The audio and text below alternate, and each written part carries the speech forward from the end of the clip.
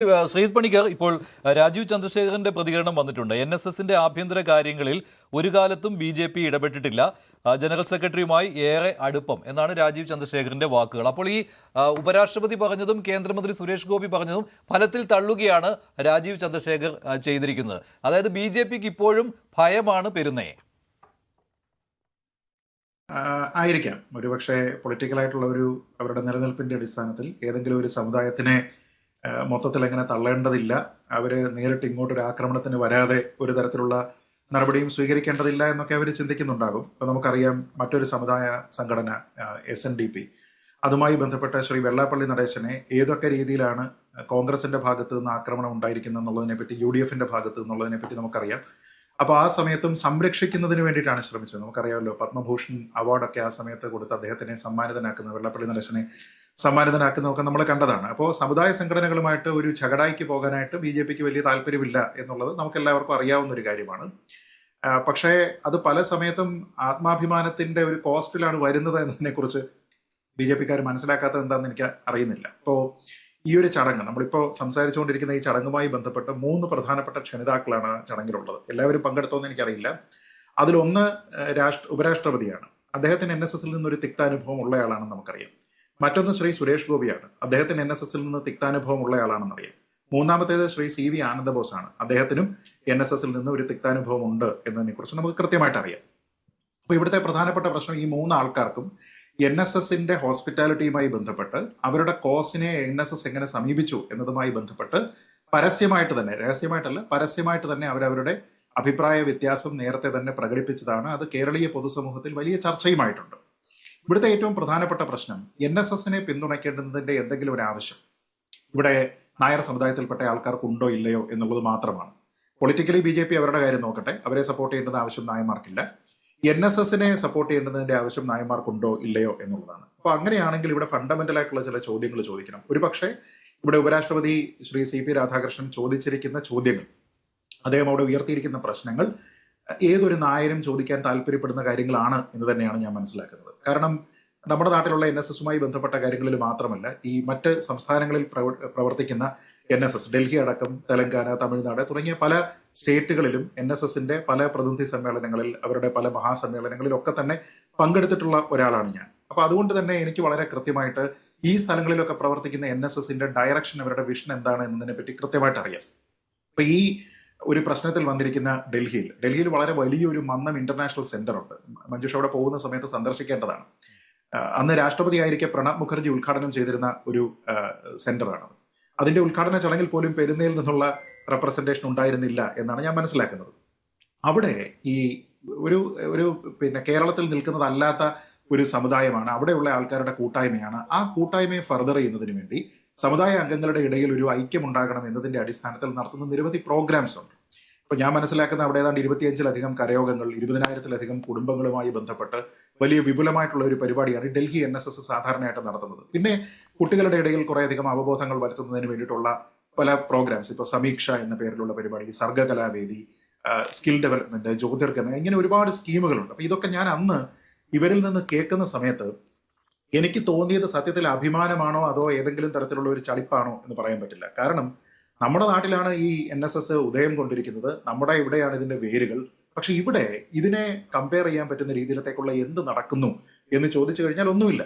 പക്ഷെ ഇവിടെ താമസിക്കുന്ന ആൾക്കാരല്ലാതെ മറ്റ് സംസ്ഥാനങ്ങളിൽ പോകുന്ന ആൾക്കാർ, അവിടെ സമുദായ അംഗങ്ങൾ ഒന്നാകെ വളരണം എന്നുള്ള അടിസ്ഥാനത്തിൽ നമ്മുടെ കലകളെയും ആയോധന കലകളെ ഉൾപ്പെടെ പല കാര്യങ്ങളെയൊക്കെ പ്രോത്സാഹിപ്പിക്കുന്ന രീതിയിലത്തേക്കുള്ള പല കാര്യങ്ങൾ നടത്തുന്നുണ്ട്. അവരെ എന്താണ് സമുദായ പ്രവർത്തനം നടത്തുന്നത് എന്നതിനെ സംഗ്രഹിച്ചുകൊണ്ടുള്ള ഈ ബുള്ളറ്റിനുകൾ അടക്കം അവരവിടെ കൊണ്ടുവരുന്നുണ്ട്. ആൾക്കാർക്ക് വേണ്ടുന്ന സൗജന്യ നിയമോപദേശം. താങ്കൾ പറഞ്ഞു വരുന്നത് NSSനെ കൊണ്ട് കേരളത്തിലെ നായന്മാർക്ക് എന്ത് പ്രയോജനം എന്നുള്ള കാര്യമാണല്ലോ, അല്ലെ?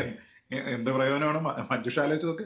എന്ത് പ്രയോജനമാണ്? ഞാൻ ചോദിക്കുന്ന ഫണ്ടമെന്റൽ പോയിന്റ് എന്ന് പറയുന്നത്, കേരളത്തിൽ ഒരാളിനെ സംബന്ധിച്ചിടത്തോളം NSSൽ നിൽക്കുന്നു എന്നതിൽ നിന്ന് എന്ത് തരത്തിലുള്ള ഗുണമാണ് കിട്ടുക എന്നുള്ളതാണ് ചോദിക്കുന്നത്. മറ്റുള്ള സംസ്ഥാനങ്ങളിൽ അവിടെ പ്രവർത്തിക്കുന്ന NSSന് ഇതുമായി യാതൊരു വിധത്തിലുള്ള അഫിലിയേഷനും ഇല്ലാത്ത ഗ്ലോബൽ NSS എന്നൊക്കെ പറയുന്ന ഈ പല സംഘടനകളും നല്ല രീതിയിൽ പ്രവർത്തിക്കുന്നു എന്നുള്ളതാണ് ഒരു പോയിന്റ്. 2, സംഘടനയെ വലുതാക്കാന്, വിപുലപ്പെടുത്താന്, സമുദായ അംഗങ്ങൾക്ക് എന്തെങ്കിലും തരത്തിലുള്ള ഗുണം നൽകാനായിട്ട് ഈ ഒരു കൂട്ടായ്മ കൊണ്ട് എന്ത് ന്യായമായിട്ടുള്ള അവകാശങ്ങൾ, ആവശ്യങ്ങൾ നേടിയെടുക്കുന്നതിന് വേണ്ടിയിട്ടാണ് പെരുന്നയിൽ നിന്ന് ശ്രമം നടക്കുന്നത് എന്നുള്ളതാണ് എന്റെ ചോദ്യം.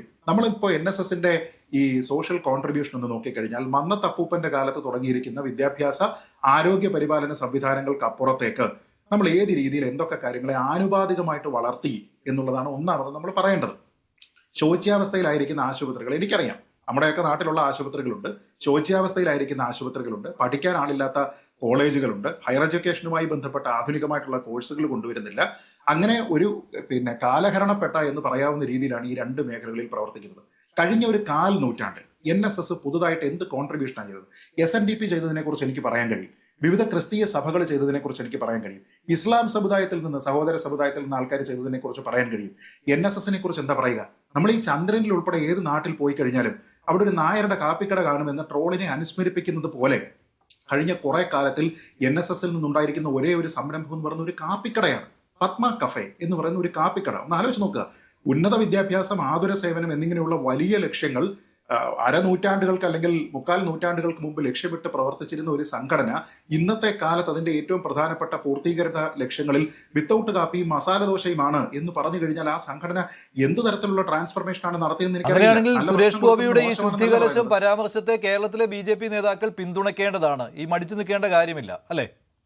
അല്ല, തീർച്ചയായിട്ടും അവരെ സംബന്ധിച്ചിടത്തോളം അവർക്ക് അതിന്റെ പൊളിറ്റിക്കൽ എക്സിജൻസി ഉണ്ട്. അവർക്ക് ഏതെങ്കിലും ഒരു വിഭാഗത്തിന്റെ പിന്തുണ നഷ്ടപ്പെടുമെന്ന രീതിയിലത്തേക്കുള്ള പ്രശ്നമുണ്ട്. സത്യത്തിൽ ഒരുപക്ഷെ ഇവിടെ BJP ബോൾഡായിട്ടുള്ള ഒരു തീരുമാനമെടുത്ത് മുന്നോട്ട് പോകാത്തത് അതുകൊണ്ടാണല്ലോ.